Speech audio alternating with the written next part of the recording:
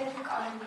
ինչպես է ստացվում, որ փաստաբանի ֆեյսբուքյան գրառումը ունենում է որոշակի հետևանքներ, այն օրինակ երկրի առաջին հերթի ֆեյսբուքյան գրառումները, որոնք ուղղված են հայրախառը, մասնավորապես վեհապարին, նրանք որևէ հետևանք չեն ունենում, եւ եթե իսկապես Հայաստանը իրավական երկիր լիներ, այդ գրառումները ինչ հետևանքներ կարող էին ունենալ ոչ միայն Նիկոլ Փաշինյանի նկատմամբ, այլև նրա բնակիչների։ Տեսեք, հարցադրումը երևի թե ռետորական էր, մեր այսօրվա օրակարգը փաստաբանների իրավունքների պաշտպանությունն է, եւ այդ հարցադրումը դուք ինձ թվում է պետք է դիմեիք վարույթ իրականացնող մարմինների եւ նմանատիպ քրեական հետապնդում նախաձեռնության իրավասություն ունեցող մարմիններին, որոնք իրենց գնահատականը այս առումով երևի թե պետք է տան, երևի թե այսքան է։ Այո, իրավական պետությունում մտահոգիչ է, իմ անձնական կարծիքը ասեմ, մտահոգիչ է ընտրողական, այսպես ասած, արդարադատությունը, եւ եթե մենք համարժեքություն ենք պահպանում, այո, պետք է բոլոր երևույթների համարժեքությունը տեսնենք։ Անկեղծ ասած, եթե օրինակ գլխավոր դատախազը կամ քննչական կոմիտեի ղեկավարը մեր հետ միասին այստեղ նստած լինեին այս ասուլիսին, ես ձեր հարցի նպատակը կհասկանայի, մենք ինչպես պատասխանենք մի հարցի, որի հասցեատերը մենք չենք։ Ես վերահաստատում եմ պարոն Բաբայանի ասած դիրքորոշումը եւ նաեւ ինչպես տեսնում ենք եւ Տիկին գլխավոր դատախազ եւ քննչական կոմիտեի ղեկավարը այսպես կաշկանդվածություն չունեն մամուլի հետ շփվելու, համենայն դեպս հարցազրույցների հաճախում են, միգուցե դուք հրավիրեք եւ այս հարցադրումները իրենց արեք, ինձ էլ է հետաքրքիր այդ հարցերի պատասխանը։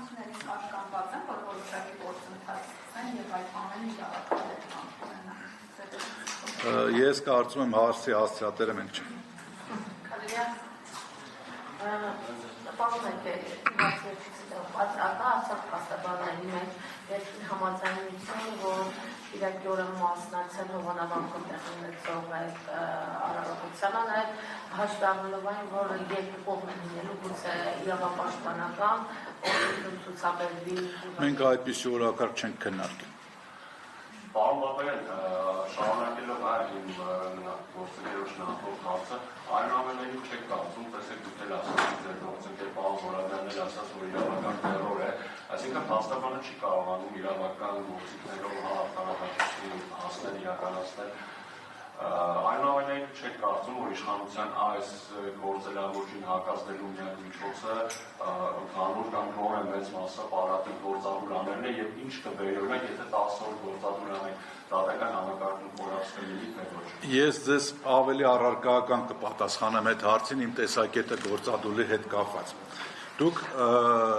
տեսնում եք մեդալի մեկ կողմը եւ ձեր պատկերում սենց ասեմ,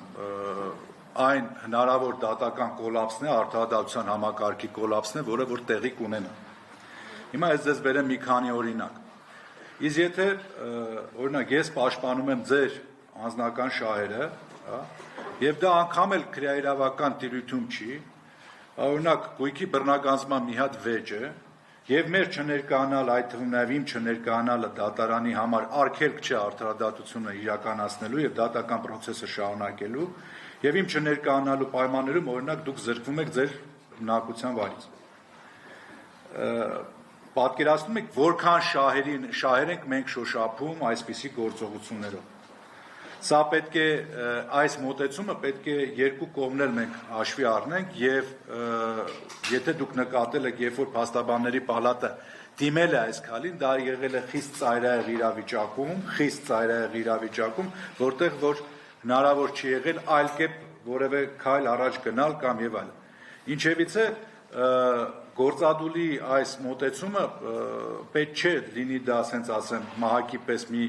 ձևաչափ, որը որ անդադ պետք է փաստաբաններ անեն։ Մենք դեռ անելիքներ ունենք, ես չեմ գտնում, որ մենք սպառել ենք մեր անելիքները, ինչպես պարոն Հարությունյանը ճիշտ նշեց։ Արդարադատությունը այսպիսի խոսք կա, ասում են հիվանդանում է, բայց երբեք չի մահանում։ Եվ այս առումով մենք դեռ անելիքներ ունենք եւ կարող ենք իմ կարծիքով իրականացնել գործողություններ եւ իրավունքի պաշտպանությունը ապահովել։ Այսօր այո, Հայաստանի Հանրապետությունում ակտիվ քաղաքական գործընթացներ են տեղի ունենում եւ կարծում եմ առաջնային տեղը փաստաբանների հենց իրավունքի պաշտպանության ապահովումն է իրենց տեղերում։